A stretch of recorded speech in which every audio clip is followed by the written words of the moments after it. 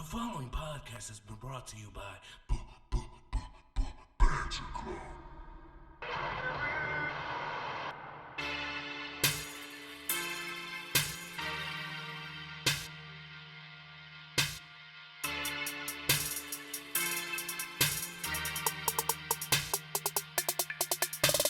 Oh, ladies and gentlemen, boys and girls, children of all ages, Ramblemania show proudly brings to you.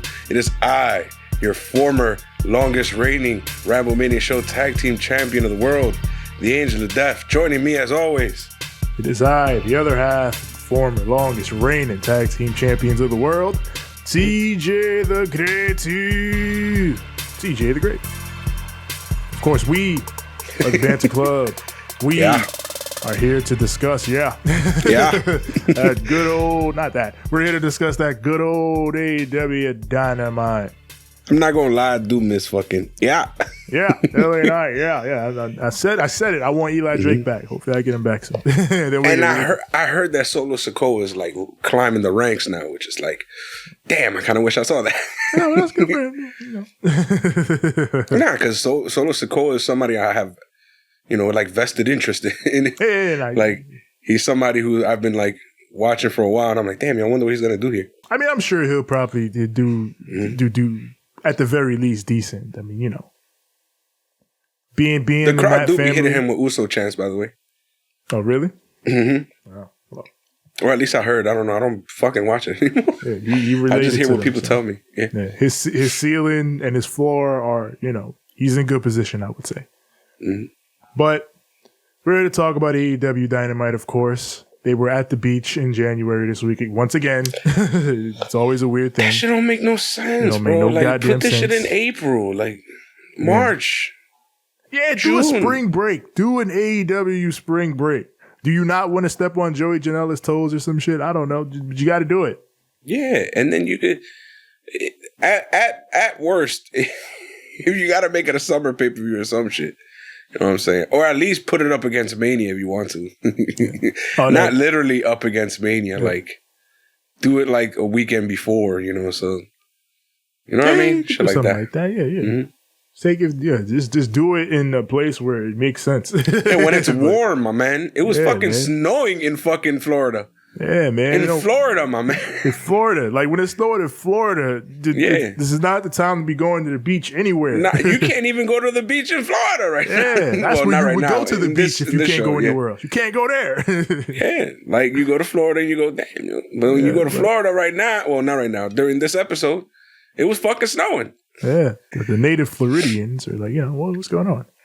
But, before we talk about the beach break, let's talk about a little bit of news going on. PW Insider reports that NXT Stand and Deliver may be WrestleMania's afternoon matinee this year because it is currently scheduled for the same day as night one of WrestleMania. It's going to be scheduled for 12 p.m. that day, which honestly, I would say that's probably for the best because I don't think these shows really carry the catch of primetime pay-per-views or premium live events anymore. I think since it's developmental, it'll be like when they did that show in San Jose at fucking, I forgot what year that was. I think it was either 2015 or 2016, that NXT show. It was the one where Vince went to and he saw Charlotte versus Sasha and he was like, oh, pal, this is good. And, that like, it'll be like that. Like, it'll be a big developmental show, but it won't be like a big pay-per-view like takeovers were. I don't think 2.0 has that kind of catch. But, yeah, I think that makes sense for them.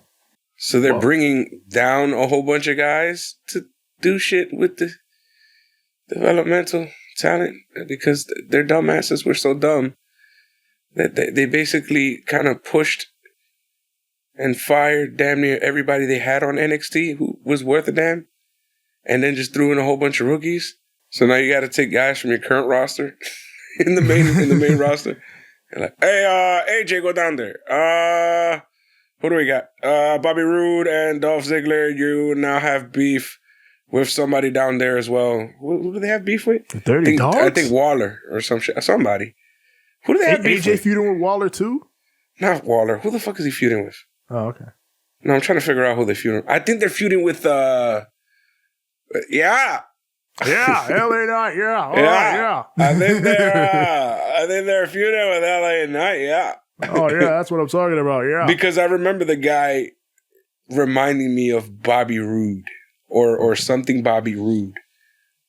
So well, shit, it has to be, that's the only guy that I could think of that has any connection to Bobby Roode, which would be Eli, because he was in Impact. Okay, I kind of want to see that. Fucking yeah. LA Knight, yeah, and Bobby Roode, yeah. If they let Bobby Roode be glorious, yeah. You know what I'm saying? Yeah. For some reason, I just fuck with the Dirty Dogs. Every time I hear about the Dirty Dogs, I'm like, oh shit, the Dirty Dogs. I don't know what they be doing or who they be wrestling. I just, the aura of that team is just fucking, it's hilarious to me. To me, it's two guys who could have been amazing, and it's gone.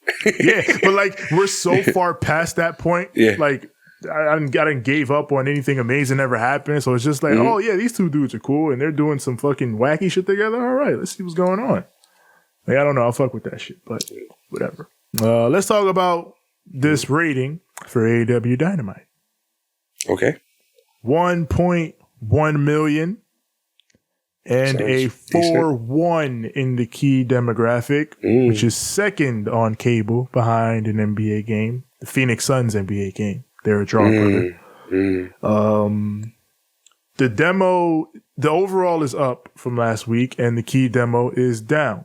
So usually when that happens, that means you had a lot of fucking old people watching this shit. Which, yeah, that's what boosted them. The 50+ demo, they came flocking in this week, which I think that usually happens when they do like the TV specials. Yep. That brings in that older crowd, I guess, since they realize, oh, this is a special show. I should probably watch this. I want to see what this beach break special is all about. It's freezing cold out. Yeah.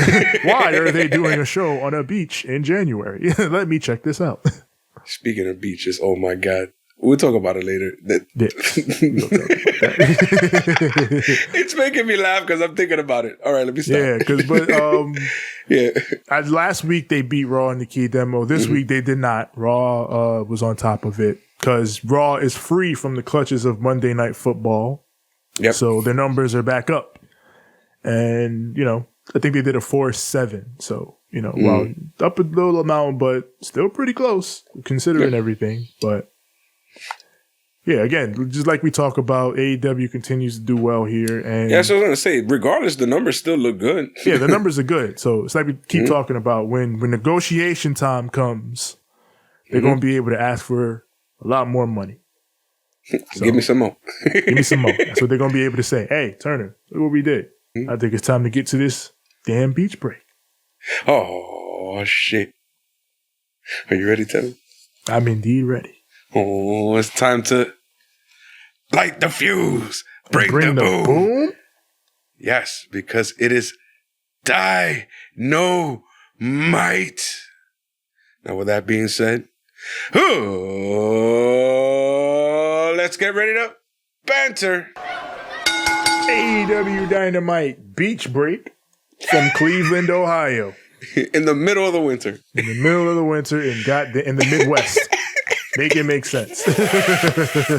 I'm already laughing because there's so many skits on the show, my man, that just made me laugh because I'm like, yeah, this is really beach break in the middle of the winter. Yeah, like, what is going on? But we open up with the TNT Championship Unification Ladder Match. The interim champion, Sammy Guevara, versus our regular champion, Cody Rhodes. It's Razor Ramon versus Shawn Michaels.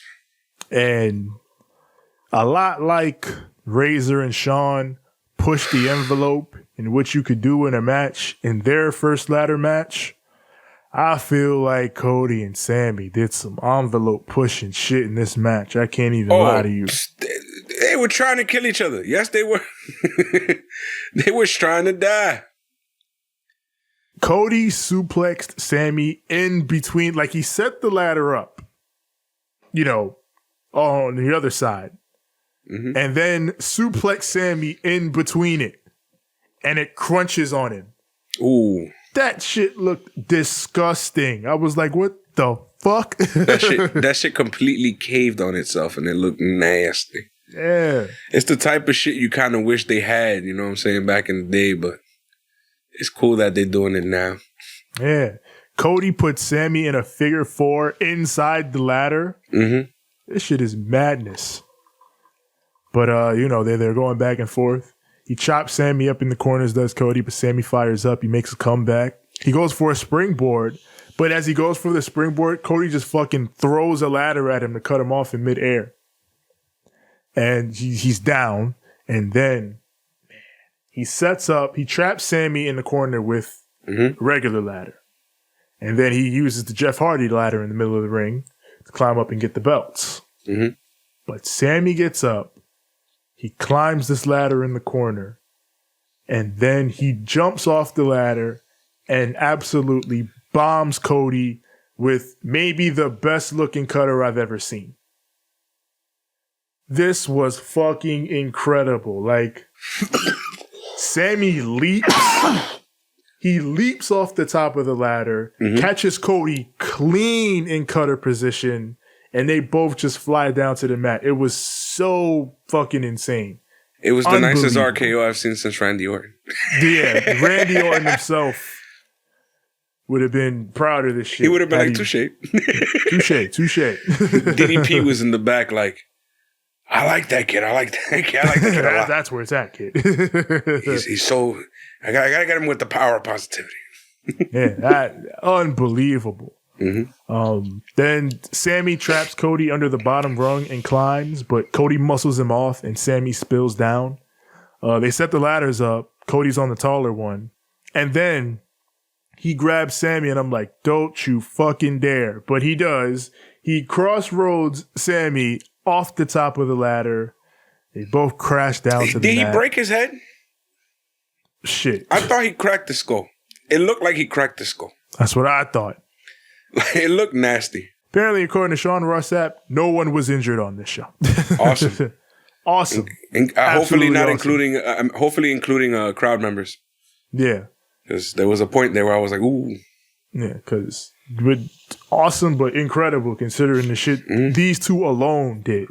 Cody climbs, but Sammy follows him. They both end up on the top. They both grab onto the belts and kick the ladder away. So they're both hanging in midair on these apparatuses with the belts. And then both men just drop down to the mat. Cody puts his leg in the ladder and bashes it. And he starts to fuck him up outside. But then Fuego del Sol runs down. What the fuck was this? He's like, hey, what man. What the fuck was this? You ain't got to fuck his leg up. Just climb. He's down. Climb the ladder. That's what I think at first. And then Cody's like, all right. And Cody goes in the ring to climb. But then Fuego follows him in the ring like, hey, what the fuck? So then Cody just hits him with crossroads. Yeah.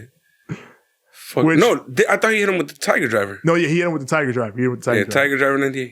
Yeah. And then when Fuego first came out, I was on Fuego's side. Like, yeah, you're right. He ain't got to fuck up his leg like that. Just climb the ladder. I was on Jim Ross's side. He has no right coming out here. Yeah, no right. Yeah, but by the time when he followed Cody in the ring, I was on Jim Ross's side. I was like, what the hell, Fuego, get out of here. And then Cody got him out of there. Sammy capitalizes on all the Fuego drama, and he gets back in, hits the GTH on Cody, and then brings out another ladder, and he bridges it between the outside, the corner, and the barricade. And that looked like a mistake, no lie. He sets up the big ladder next to it. Like he puts Cody on the ladder stack and then climbs the ladder. And I'm like, oh my God. Because first of all, he set it right in front of Cody. He was extremely close. I'm like, oh shit, I hope you don't overshoot. So then he climbs up. He fucking goes, I'm crazy. Yes, the fuck you are, Sammy. Yes, I believe you. And Jeff Hardy dives down onto Cody, but I am the ladder. That shit. Did you see Sammy Guevara's body bending over the body of like literally backwards over the body of Cody Rhodes like a fucking rubber band? That shit looked gross. He bounced off of Cody off of the ladder and then hit the floor. He looked like a rubber band snapping, bro. It was fucking scary shit. I never thought I'd see a man's body like he looked like they did like this to him. I don't know how to explain it. It looked like when Bane broke Batman's back. Is what the fuck I'm saying. And the most fucked up thing about this is Cody gets up like 20 seconds later. I'm like, what the fuck? Like Sammy gets in the ring and starts climbing, and then Cody's right up after him. I'm like, nah, what the hell, Cody? You should be fucking dead. sell. Fucking sell. So, but then for all that, Sammy just knocks him off the ladder anyway, and then grabs both the belts and wins. And JR makes the call, Sammy. Yeah.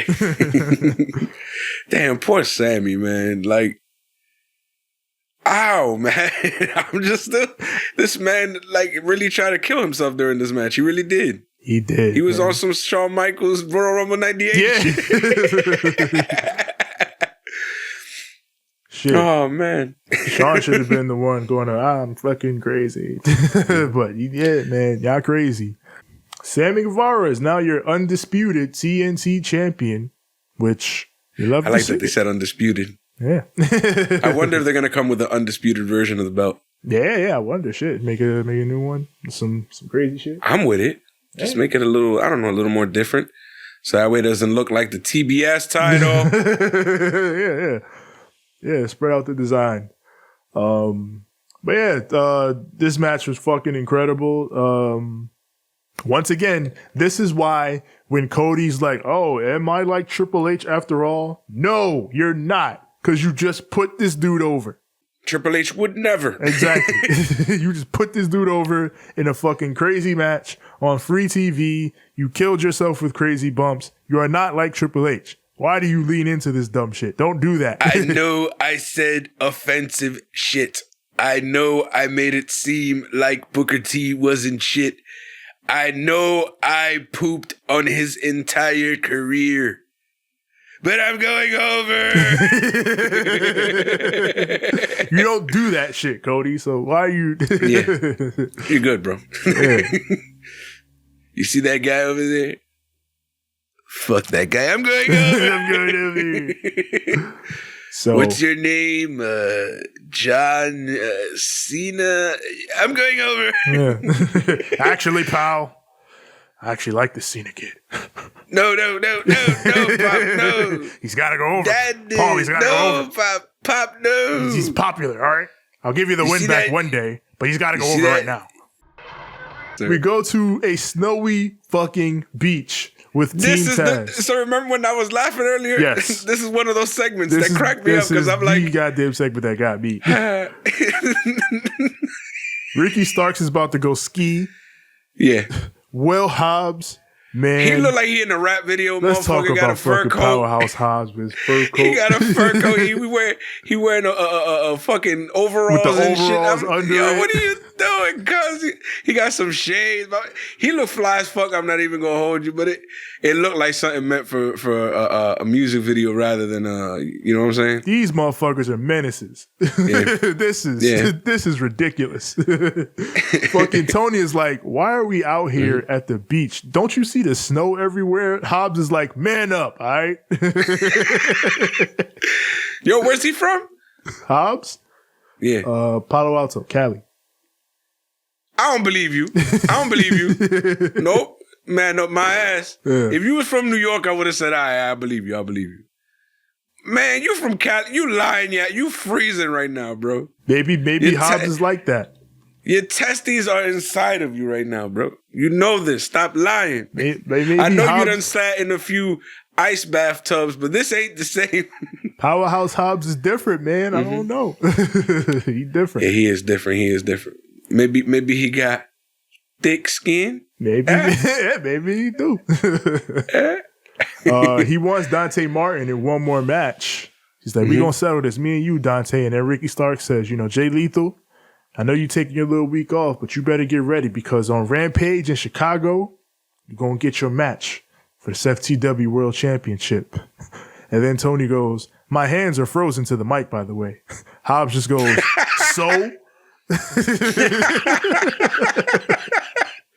Yo, Hobbs is the best, bro. Hobbs is fucking great. He's the best. Now, people, come on now. It's not that he's a big dude. He's so fucking charismatic, bro. How do you Charisma, man. Speaking of, it's the big man. This is Wardlow. Wardlow he's getting the Ryback squash. He's taking on Elijah Dean and Jake Alexander, and he's got hometown power tonight. Yep. I like his nickname, by the way. Oh, Wardlow? Yeah. Mr. Mayhem. Yeah, Mr. Mayhem. That's fire. They got a lot of good branding shit going for Wardlow. Powerbomb Symphony, Mr. Mayhem. You got a lot of shit going on. I think he had family in the crowd. Yeah, because they were wearing Mayhem shirts. Yeah. Crowd was going crazy for him, too. They was loving Wardlow. Yeah. I like that they finally gave him a nickname, though. I like that. Yeah. He looks up at Sean Spears. He's like, nah, stay back this time. I got this. And Sean Spears is like, all right. He sits, he puts the chair on the top of the ramp. He sits down and watches. And he going up against two men. Yeah. And fucking Elijah Wardlow, Dean and James Alexander. Jake Alexander. Jake Alexander, sorry. Yes. Fucking Wardlow destroys these men. Powerbomb Symphony commences. The crowd is going wild. For the last one, he powerbombs a motherfucker onto another motherfucker. Pins him. 1, 2, 3. That's it. Sean Spears is at the top of the ramp like, that's that shit. I like that. I wish I could have hit him with a chair, but that's cool. We are gathered here today to lay to rest our fallen soldiers. Yes. Jake Alexander. And Elijah Dean. They were good men. And Elijah Dean. They were good, man. Amen. Amen. I literally only remember their names just for that skit. Yeah, for that alone. Wardlow out here killing motherfuckers, man. It's like that. Yep, and then at the end, right, he's walking up the ramp and he's about to get the fuck out of there. But then Sean Spears is about to go violate again. He's like, hey, we don't need that. It's over. We don't need that. No, that's it. Come on. Let's go. Yeah. Let it go. We out. That's it. I killed them. They're dead. What are you going to do? I said, we're done. Let's go. Hit him with a chair. You got to hit him with a chair. No chair. Leave the chair. No chair. We'll use the chair later. Now we go to the inner circle. Santana and Ortiz and Chris Jericho versus 2.0 and Daniel Garcia. So here we go. They're going to die, aren't they? Huh? They're going to die, aren't they? Oh, yeah. 2.0 and Garcia, they're going to die. Yeah. This was a complete story match. Like, the whole story of this is Santana and Ortiz are like, you know what? Nah, we don't fucking need you, Chris. We're going to do this without you. From the entrance, off the entrance, it was like you could tell right away that it was going to happen. Yeah. So when they start playing Judas, fucking Ortiz and Santana just book it. Yeah. Like they just book it. They're like, right, we are doing this. Fucking, we are doing this. Us too. Yeah. The graphics before the matches start off always with fucking Orange Cassidy and fucking Adam Cole on a beach. Yeah, on a Where beach. did they find a beach? Yeah, where did they find a beach to shoot this? Like, it's frigid. Where? Yeah, they're both in their fucking gear. Adam Cole is like in his gear. He just got a leather jacket on, but other than that, he's got on his fucking trunks and boots, and pretty much that's it. You know it was cold. Yeah. It was like, yo, we only doing one take of this shit. And Facts. And we just gonna play that shit over and over again. So, Santana and Ortiz, they're cooking early. They're not tagging Jericho at all. Jericho's got to tag himself in to get involved in this match. But like as soon as he does, Ortiz tags in right after, like, nah, fuck you, we're doing a thing. Yep. Yeah, and then Jericho's you can see, not for nothing, you can see the difference. Yeah. Like they have some of the best tandem offense I've seen in the entire industry. Yeah. And it's incredible to watch. So like the fact that they kind of pushed Jericho to the sideline, I was kind of okay with that because they was doing some dope shit. Yeah. I feel bad because I love Jericho, but it's like Jericho, stay over there. Let them. Yeah. They doing. I think this thing. Like I love Chris Jericho, but like at this point, especially, it's like I want to see Santana and Ortiz spread their wings, and it don't look like that's gonna happen if they're still with you, Chris. So it is what it is. We got to figure this out. Mm-hmm. So the faces come back. The match breaks down. Ortiz rolls Santana into a double cutter. They get a double powerbomb off it for a 2 count. Mm-hmm. And now Jericho is just completely salty that they won't tag him. So he just sits outside like, they're not going to fucking tag me. So I'll just stand here on the floor. So 2.0, they come back. They go for 2 for the show. But Jericho actually breaks it up. He hits Matt Lee with the Judas effect. And then Santana pulls him in with a pile driver. And they get the win. And then Judas plays. Which I was like, fuck that. Santana got the pin. We should have heard some dogs barking and some random ass because it's not the same song anymore. Yeah, it's just the new one. So yeah, they should have played whatever it is. They should have played their song, not fucking Judas. It is what it is. Yeah. And then I wonder why they stopped using the other song. Yeah. I just wonder, like, did it cost so much or some shit? I don't know. I don't know. Jericho's arguing with them as he backs up the ramp. He's like, this is what you're doing? You guys got your heads up your asses.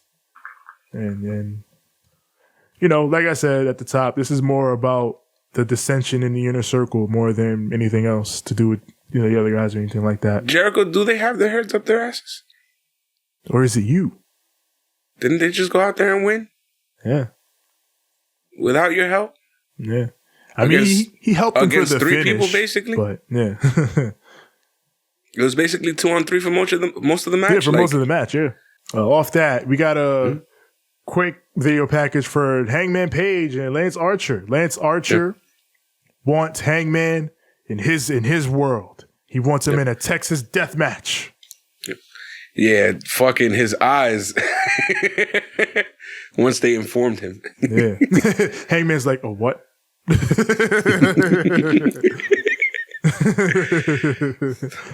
But then Hangman is like, all right, you know what? You can black out and choke slam me to hell. That's fine. But you know what? I'm going to climb out and I'm bringing 9 layers of hell with me to come back at you.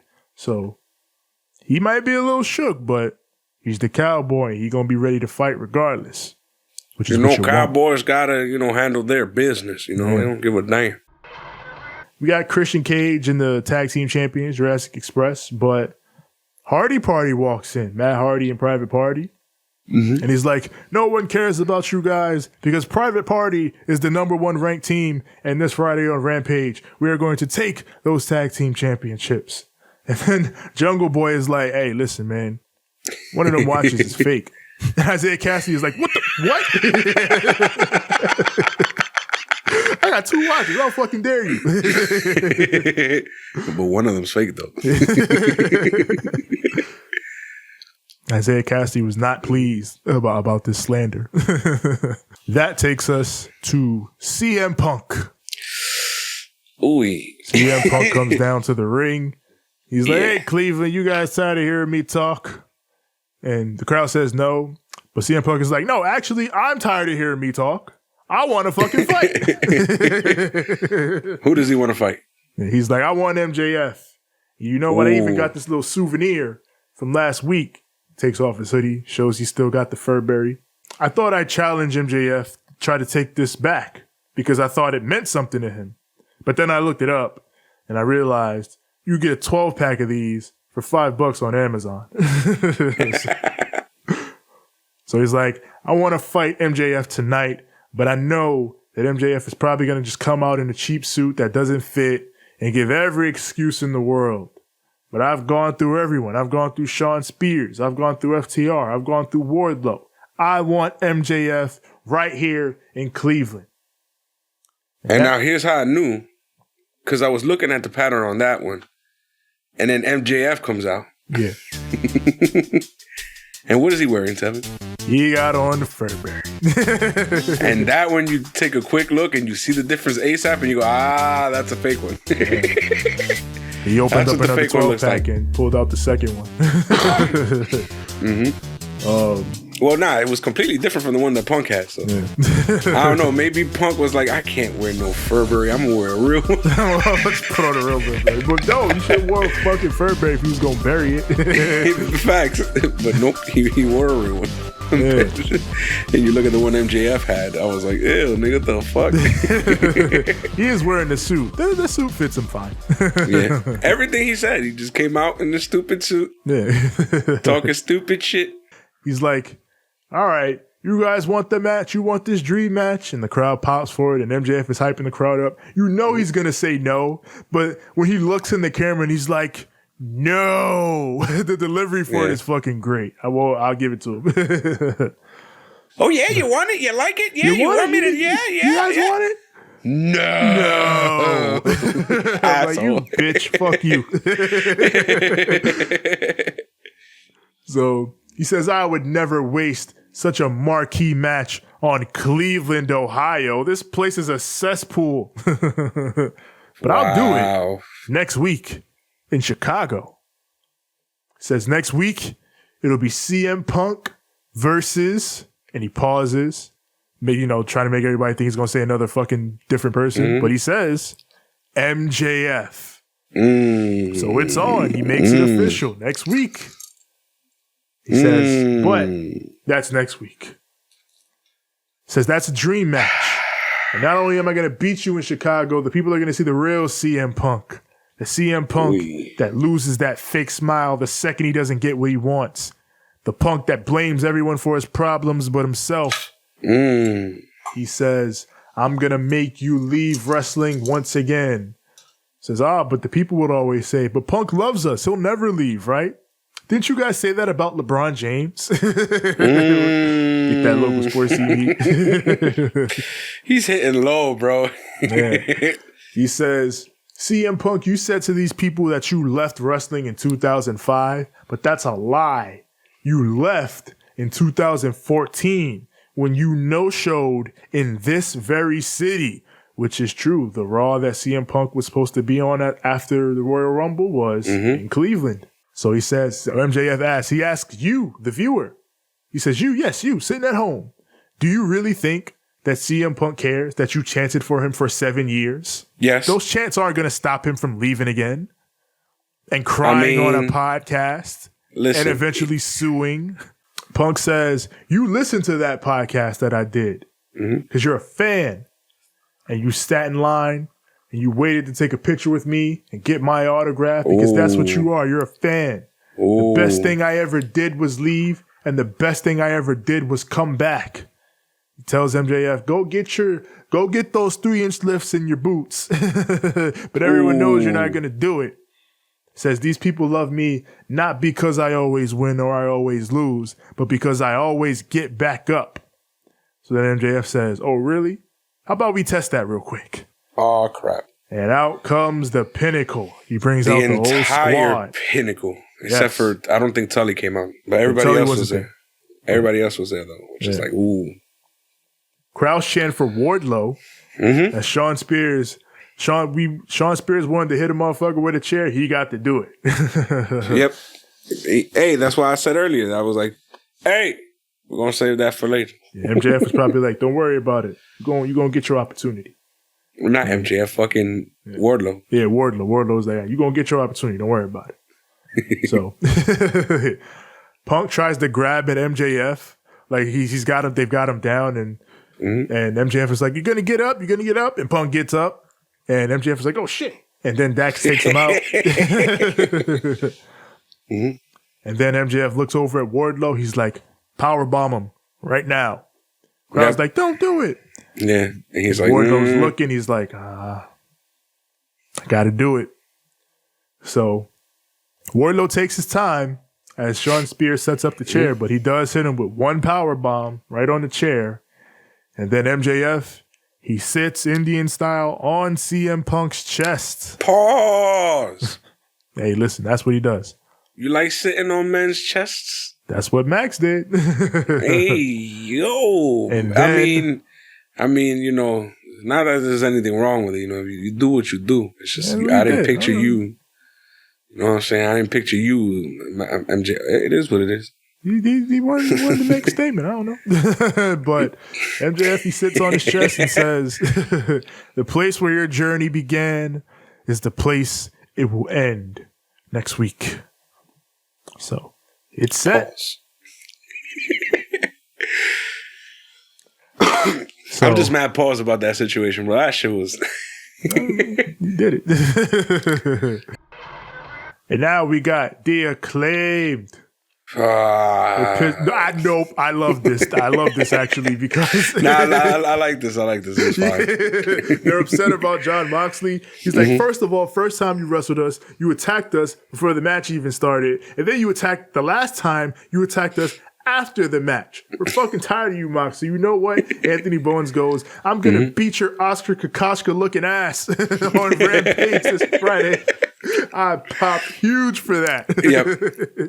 They said a few what do you call this? They did an Al Bundy reference too. Yeah. I was like, maybe Bowens should be writing the fucking shit. Hey, I big up Bowens a lot, bro. Yeah. Like, this was great. Oscar Kokoschka got me good though. You keep the money. He does look like Oscar Kokoschka. And fucking Renee and Susie. Oh, Lord. Oh, my God. Oh, no. But see, here's the difference. Oscar was a fucking bum, bro. Yeah, Oscar was a bum. Mox is not a bum. Yeah, he was a worthless piece of shit, cowardly, and he does improve little by little over the show, though. Like, he learns how to read and shit, and, you know. Say it again? You'll keep the money. Yeah. Say it again? You'll keep the money. Good promo from the Acclaimed. And now we got Tony with Griff Garrison. With the pretty Hart. boy. Mm-hmm. Yes. Smart Mark Sterling walks up to them and he's like, hey, Jade Cargill, you know she's doing the open challenge for the TBS championship and she has chosen you, Julia Hart, to be her next opponent. But see, you have to sign these release forms because, you know, the whole eye situation you got going. And then Griff is like, no hesitation, bro. She fucking... Yeah, she just like, give me that shit. I'm gonna whoop her ass. And then Griff is like, hey, maybe you shouldn't be. And then Julia's like, no, fuck you. I'm fucking doing this shit. It's... You know what it is? It's the symbiote. It's the symbiote. And it keeps happening. Like, first it was Pillman who was like, I'm fucking doing it. And then Griff was like, nah, you shouldn't. And then Pillman got his ass whooped. So now it looks like the same thing is about to happen to Julia. And poor Griff might be all alone. Well, it was Griff first, I remember, who went out crazy. Yeah. I'm going to fuck him up. And then I remember it was Pillman who was like, chill. And then it was Pillman's turn, and then they killed Pillman. Yeah. Right? So Am I bugging? Yeah, you're right, actually. Yeah. But it's not going good. It's not going good for the Blondes right now. Symbiote fucking them up. And now we got Red Velvet versus Leyla Hirsch. The contrast between these two songs. Stir it up, stir it up, stir it up, stir it up. It's like you got Leyla Hirsch's like super like 2002 alternative music ass. Yeah. And then you got like the hypest, dopest, most stir it up, stir it up, stir it up, stir it up, stir it up. Like, Every time Red Velvet come out, hey, that's my shit. It's like literally, this was Heel and Face just based off fucking theme songs. Yeah. Like, you got this sad ass, and I'm like, and then stir it up, I'm like, yeah, stir it up. Oh, man. So fucking Red Velvet sprints to the ring. She's like, I'm going to whoop your ass, Leyla. And Leyla powders early and she gets back in. Red hits her with a scissor kick in the ropes and then puts Leyla in a triangle choke. But then Leyla lifts her out and buckle bombs her as we go to the pip. So we come out of it. Velvet hits a middle rope stunner on the comeback. She trips Leyla up in the ropes, hits the double knees to the back of her head. Does a Cazadora, but Leyla holds her and then just fucking duffs her in the back of the head again. Red comes back. She goes for the final slice, but Leyla stuffs her with a power bomb, hits a big knee strike, and then she covers her. But then she's like, all right, you know what? she lifts her up after 2 and then puts her in an arm bar, and then Red Velvet gets the rope, and Excalibur's like, she shouldn't have done that. She should have just pinned her. Which, you should have just pinned her. Yeah, she just kind of like, I'm just going to hang out for a bit. Yeah. Like, most of the match was like, every time she would do something, she would just be like, yeah, I'm going to hang out for a bit. And it's like, that fucked me up during the match. Like, that took me out. Like, she got us, I don't know what was going on, but I don't like all of this. If you're going to walk around because you're a heel, you can't just walk around because you got to, like, do something while you're walking around and being a heel. You feel me? Like, you got to, like, tap the temple, shit like that, you know? Yeah. Go to the crowd. Austin used to do this a lot. Just roll the fuck out the ring. You son of a bitch.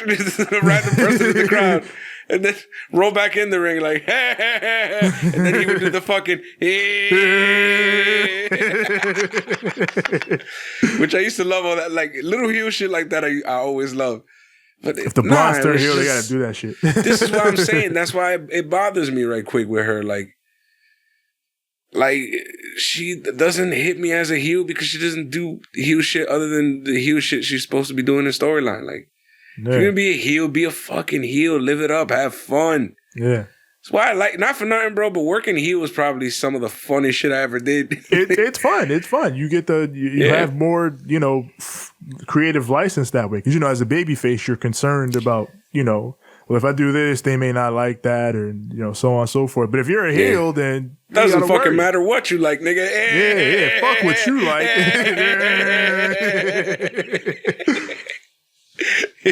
So like Layla's a killer in the ring, so she just gotta add that extra bit of character to it. She just gotta add that extra bit of and then it'll all come together. Yeah, so that's where we gotta get with Leyla. So.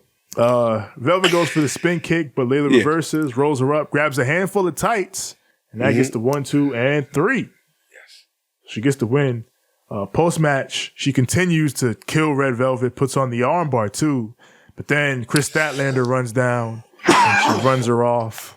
Fucking as Leyla runs away, and Chris Statlander's like chasing her up the ramp, JR has had enough of the wrestling trope. He's like, I don't understand this invisible wall. Why does everyone stop?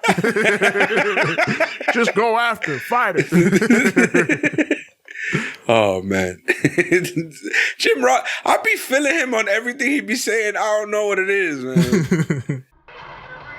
Now we got Malachi Black, the House of Black. Brody King, he pops in, he speaks to the bastard.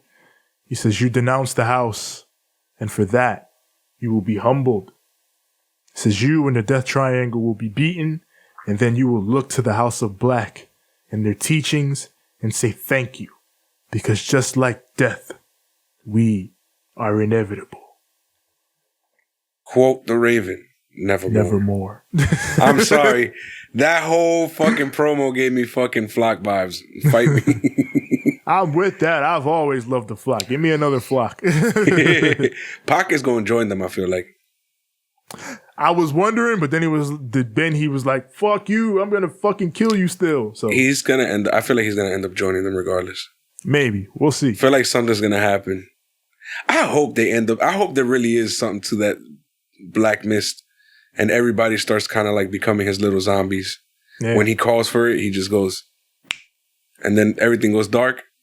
And then the lights come up and he's gone. And all his minions are there. And they're just like, what? And then all of a sudden they're like all evil. On some Power Ranger shit. We'll see how it happens. Remember when they turned the Power Rangers evil here and there? Yeah, they would always do some comically evil shit to show, oh my God, no, the Power Rangers are evil now. Yep. They should do that with this situation. So, we got the new TNT champ, Sammy Guevara, comes out to dick around with signs. And with these signs... Just for the fuck of it. There was nothing other than, I'm just going to dick around. Yeah. And this was actually wholesome dicking around with signs. He's just like, I didn't politic, I didn't brown nose. Instead, I did the work. That's Cody's thing. Facts. So, facts. Over 2 years, over 100 episodes, and I've gone from a supporting role to a key player. But he says it wasn't just him. This TNT championship isn't just mine. It's ours. Yay! Yes. Says he wouldn't be here without you. And he thanks the people. And there you go. Babyface Sammy Guevara dicking around with signs. We got Tony in the ring to talk to the most decorated women's wrestler in the world, Dr. Britt Baker, Doomed. D-M-D. Doomed. Britt gets in the ring. She says it's been a minute since she's had the mic, but the mic's obviously still used to me since CM Punk and MJF can't keep my name out of their mouths. Oh. She goes for some of that local sports team heat. Yeah, she was rocking her Britsburg attire. Yeah, Browns fans were not having it. And she's talking shit about Baker Mayfield, just like she did the last. This whole promo was basically the promo she cut the last time they were in Cleveland. Where she just talked shit about Baker Mayfield. And she's like, well, let's talk about the Baker that actually wins shit. Ooh. Says anyone could have taken this division, but no one did. And it was me that became the face of AEW. See, now she's pissed the crowd off so much, they're checked out and they're just chanting for the Browns. She worked them into a shoot. Yeah, because if you look at her attire, though, literally, right on it. Fucking Pirates, Steelers, Penguins. So, yeah. And then she goes right back to it. She's like, oh, yeah, you know what? Fuck the Browns then. She's like, she's not going to stop till she's female of the decade, so they may as well just give it to her now because she ain't going nowhere, baby. She got 8 more years if she want to be female of the decade. Yeah. She says, she'll be the Baker that you can count on. And then she leaves. Was there a point to this promo? PWI awards everywhere. Yeah, but we know that already. Like they talked about that. She showed them online. Yeah, but then now they put them on TV.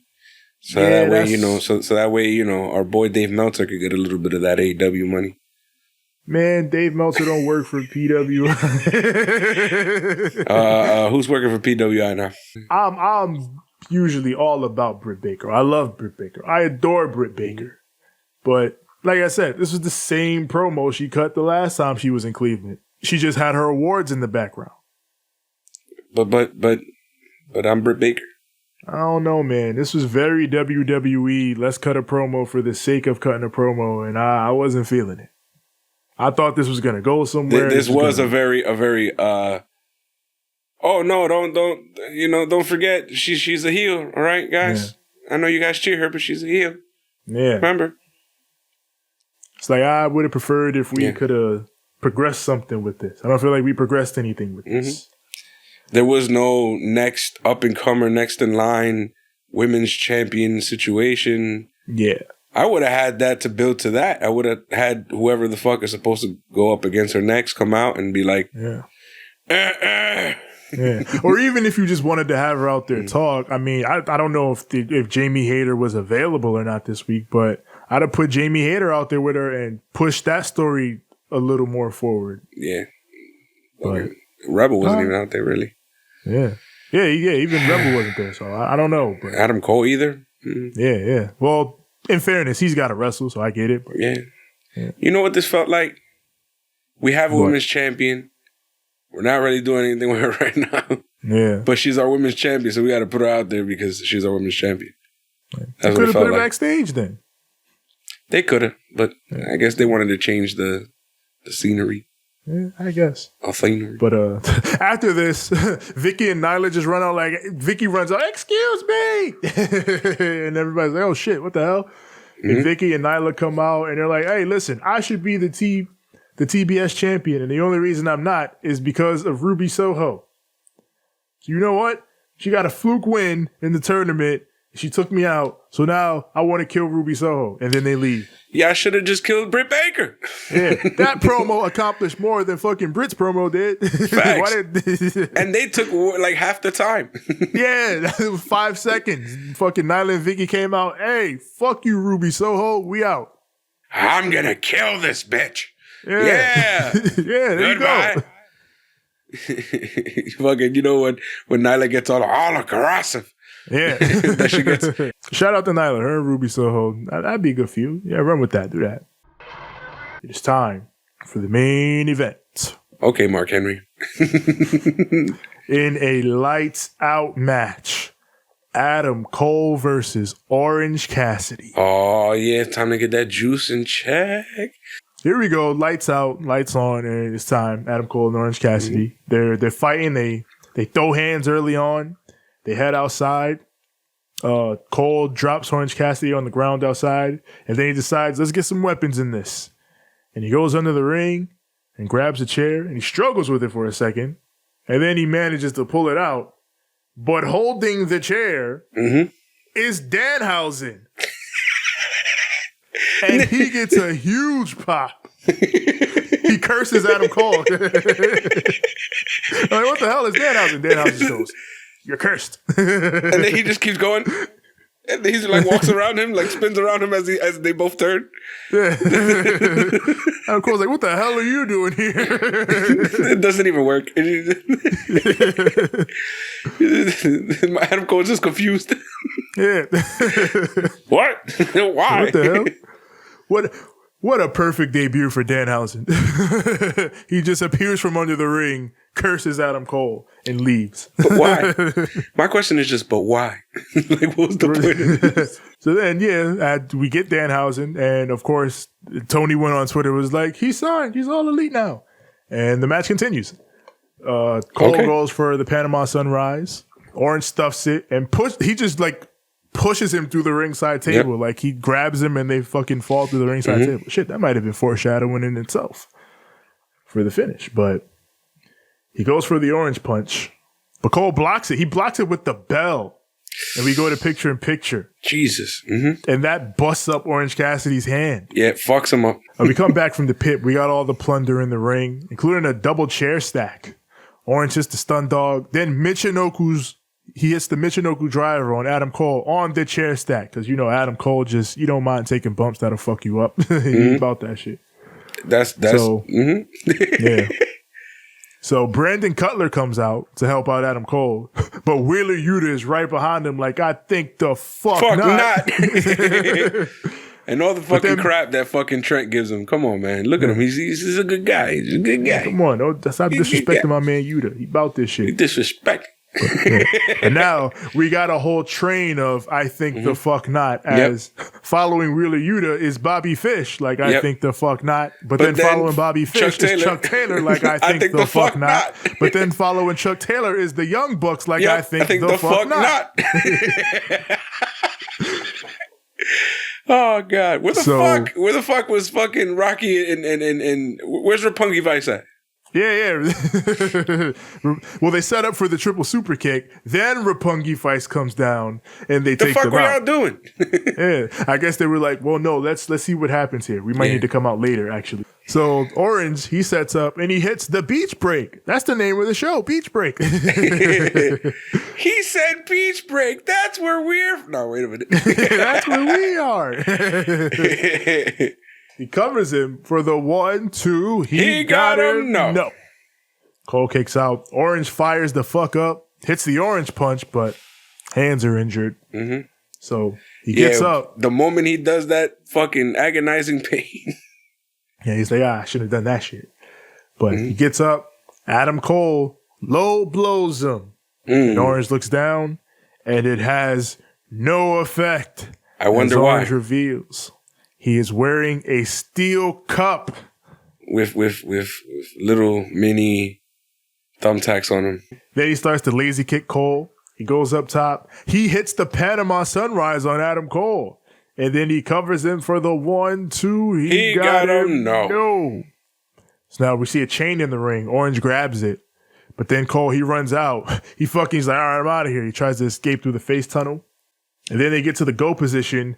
Fucking Jerry Lynn and Tony Khan are there. Jerry Lynn. I love random Tony Khan appearances. Fucking Jerry Lynn gets used as a shield by Adam Cole. Still remember Jerry Lynn. Jerry Lynn. Cole, he puts Orange through the production table. That gets a near fall. And then they fight back out to the stage. Cole tries to lower the boom, but Orange pops up, hits him with a big super kick. He goes for the chain-assisted Orange punch. But Cole fucking whacks him with one of the searchlights. He just grabs one of the big searchlights and then cracks Orange with it. Every time you say searchlights, I'm thinking Batman. Cole, he starts to climb the truss at ringside. And the camera work on this was really good because it's entirely focused on Adam Cole. Mm-hmm. So you don't see Orange get out of the way. By the time it goes back to where Orange was, he's no longer there. And Cole looks down and he's like, wait a minute. Yo, where did he go? And then he pan up. Around. He's behind you. Behind you. Turn around. Yeah, turn around. Turn around every now. I'm sorry, go ahead. So Orange, he low blows Adam Cole, revenge for all the times fucking Cole's been low blowing him. And then he gives Adam Cole a hug. And Cole's like, what the hell are you doing? Get the fuck. He's just there stuck like, get off of me. Now it's time to die. Everybody dies. Yes. He takes Cole off the stage. They fucking fly and crash through the ground below. Crumble through that, yeah. And Orange's arm is draped over Cole, so the ref pops in the wreckage and counts for the 1, 2, and 3. Come on, let's be real. He didn't just the fucking ref fell through the fucking broken piece of wood. Yeah, he tried to get in there, and then he just fell. Because it's so. Thank you guys for using wood this time. It looks a lot scarier than fucking cardboard. Yeah. But when they did that, then all of a sudden the ref tried to like get on it, and the like slightly broken piece of wood completely breaks off. Now he falls right into the fucking shit. Yeah. Oh, funny shit. Yeah. And he makes the count, and Orange is your winner. Yep. And you just know people who don't like that Adam Cole is working with Orange Cassidy are going to cry, and I love it. I don't care. I mean, this was fun. Yeah, this is fun. And like Orange needed a big win. I mean, Orange needed to get a big win. And fucking confused ass Danhausen. Yeah. And yeah, we had Danhausen, and like the beauty of it, if you're a big Adam Cole fan, is this win technically doesn't count. Yeah.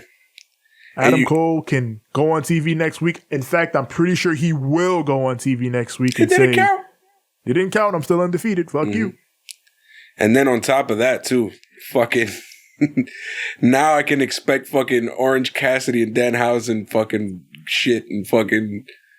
That's gonna be hilarious. We're getting Danhausen shenanigans in AEW. Like, imagine Danhausen shenanigans versus Orange Cassidy shenanigans.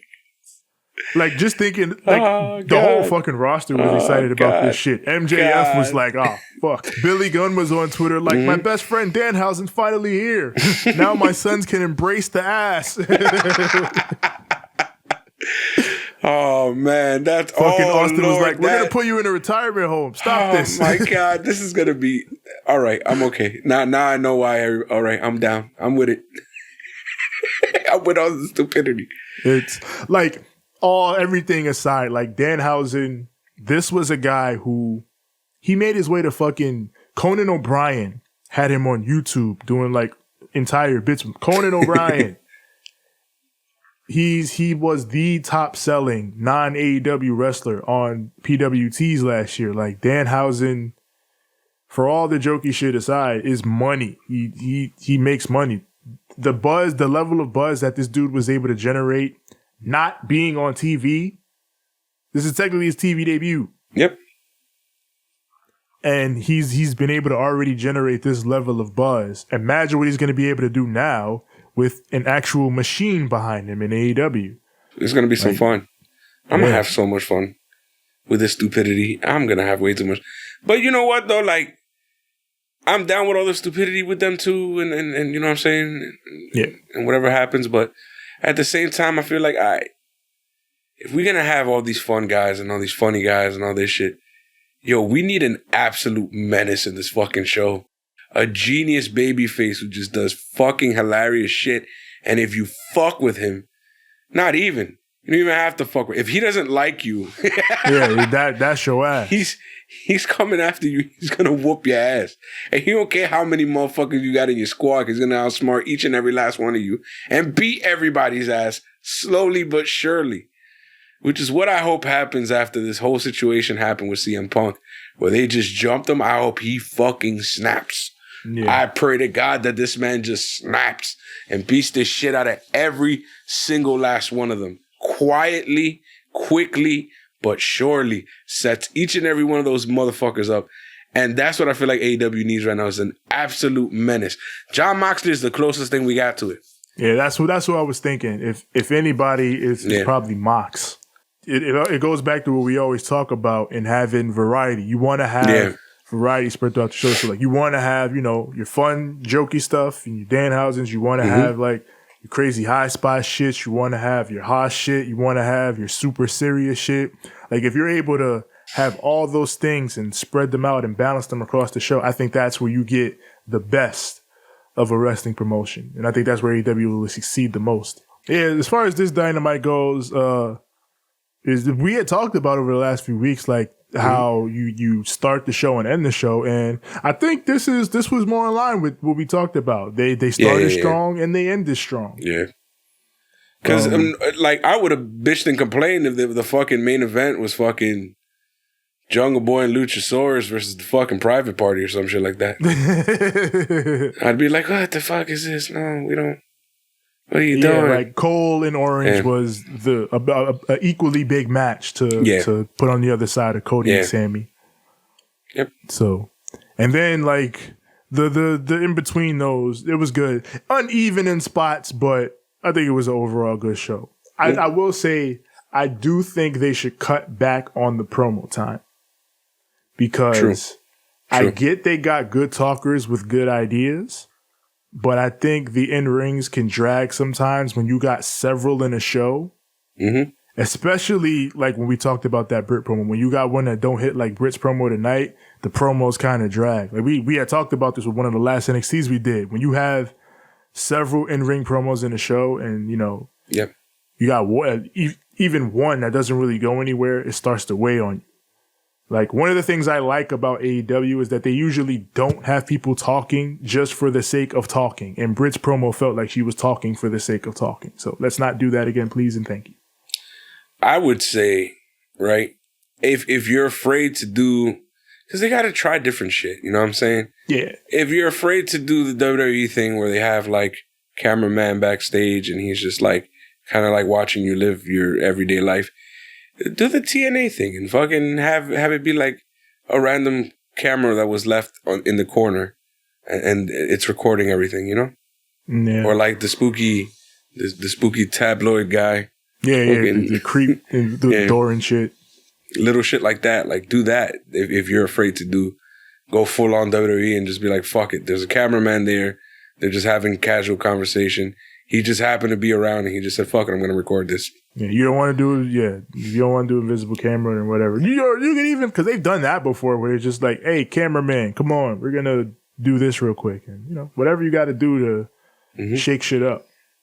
Yeah. I like the video packages or like the stuff with Jim Ross. Yeah. That's what I say. Like a one-on-one. Yeah. It's not like they're bad at that. Like they're good at the vignettes and the video packages and all of that. Like they should probably do more of those. But they haven't done stuff like that since the beginning. And it's like, the fuck, man? Like in the beginning, those were good. You can do those. Yeah. I love the Santana one, man. I always remember that.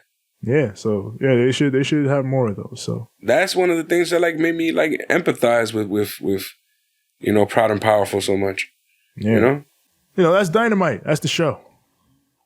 We have fun like we usually do. Yep. Well, I've already said my piece, so we just gonna let you know where to find us. Indeed. Yeah. You already know where to find us. Find us on Instagram at Ramblemania Show and at Banter Club Podcast. Find us on Twitter at Ramblemania, Facebook.com/Ramblemania Show. Also find our group there, Ramblemania Show's Banter Club, where we and the other wrestlers, podcasters, and everybody we associate with post all our goings on and all that is going down. As far as the audio goes, we are everywhere audio is found. That is Apple Podcasts, Google Podcasts, Spotify, Stitcher, Anchor, TuneIn, Overcast, everywhere your podcasts are found. That is... Jesus Christ, I am tired. Everywhere your podcasts are found. Search Ramblemania Show or Banter Club. And as far as the visuals, twitch.tv/Ramblemania Show. Also go on YouTube, search Ramblemania Show or Banter Club. When you get here, like the videos, click subscribe, and click the bell so that when the new content drops, it goes straight to you. And that's for me personally. Find me on Instagram at TJ the Great One. That's TJ the GR, the number 8, the number 1. And find me on Twitter at TJ the Great. That's TJ the GR, the number 8. It's as simple as that. TJ the Great. You can find me on Instagram at the number 6, the letter X, the letter L. That is at 6XL. You can find me on Twitter at SIIXX. Ain't I great? That is at SIIXX.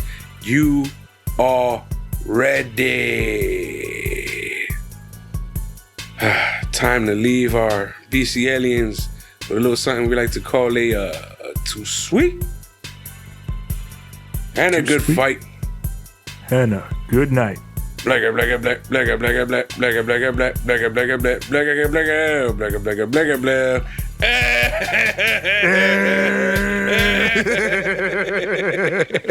black.